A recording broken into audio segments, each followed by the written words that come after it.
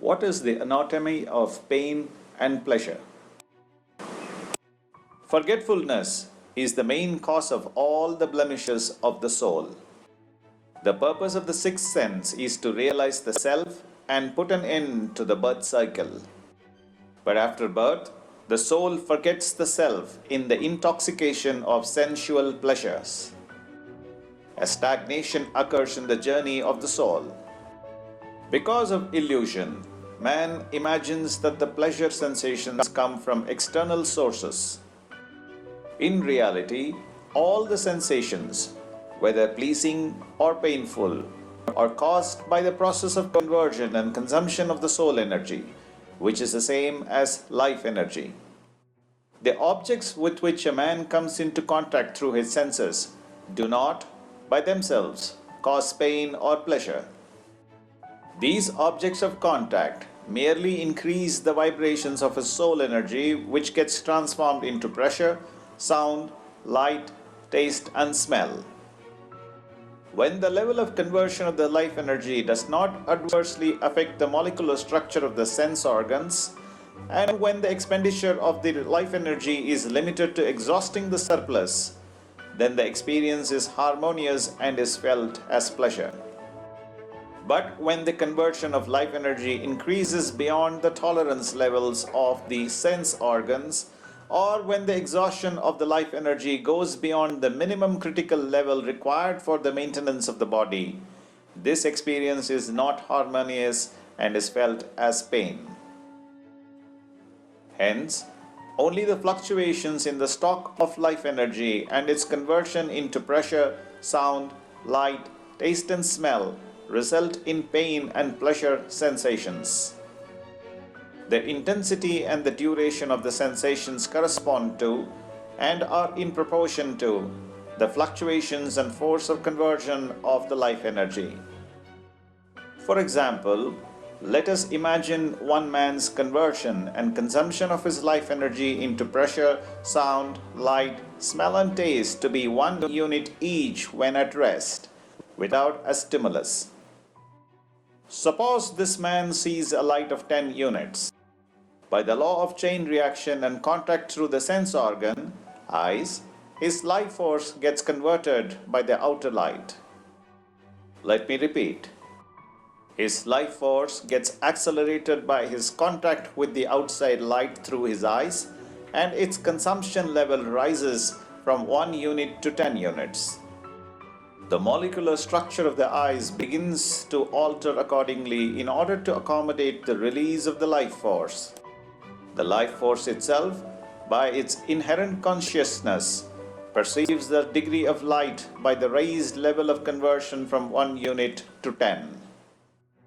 In the process of conversion, the molecular structure of the eyes is affected by the release of the life force, and consequently, all the metabolic functions of the various cells of the physical body are also proportionately affected by the change. These effects are felt by the life force as pleasure or pain in varying degrees, according to the harmony with or disturbance to the whole system. Let me illustrate this point by another example. Suppose your normal level of conversion of the life force into light to maintain the body is 1 unit. You are walking on the road in broad daylight. The sunlight is 10 units of intensity. When you walk on the road, you are in contact with the sunlight through the eyes. Your life force gets accelerated and the conversion level rises to 10 light units from the normal 1 unit. At this stage, you enter a cinema where a film is being screened. All the doors are closed. When the usher opens the door and lets you in, you suddenly feel you are enveloped in total darkness. You are not even able to see the people or the seats in the theater. The usher then leads you to a seat with the help of a flashlight. Until that time you perceive only darkness. After a few minutes, however, your eyes are able to see people in various groupings in the theater.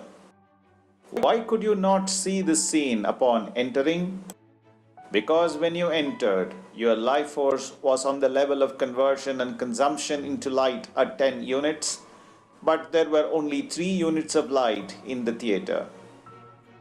From that higher level of conversion and consumption, you could not perceive the light in the hall, which was 7 units less than that of your level at that time. Only a greater level of conversion can be perceived by the senses. So, minus 7 units could not be perceived. After you sat in the theater, your conversion level came down from 10 to 1. When that happened, there was a difference of 2 units and you could perceive the light in the theater.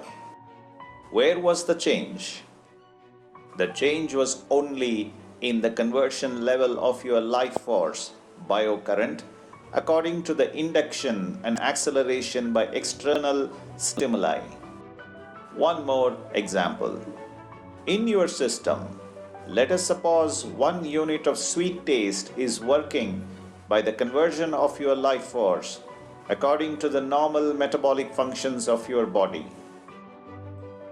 You start eating a cake which has 10 units of sweet taste. As you continue eating the cake, the 1 unit of sweet taste, which is the normal conversion level of your life force, rises in its conversion level to 10 by contact with the cake through your tongue. You finish eating the cake and immediately you begin to drink coffee, which contains 7 units of sugar. You cannot perceive the sweet taste in the coffee even though there are 7 units of sugar in it. Why? The conversion level of your life energy was raised up to the 10 units of sweet cake level at conversion in your life force. So, you cannot perceive the sugar taste in the coffee. After 10 or 15 minutes, if you drink the same cup of coffee, you will perceive the sugar taste. Why? During the interval, the conversion level of your life force came down to normal.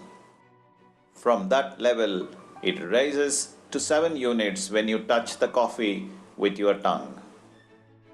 The raised level of conversion from 1 to 7 is perceived. Be blessed by the Divine. Journey of Consciousness by Sri Vedatri Maharishi.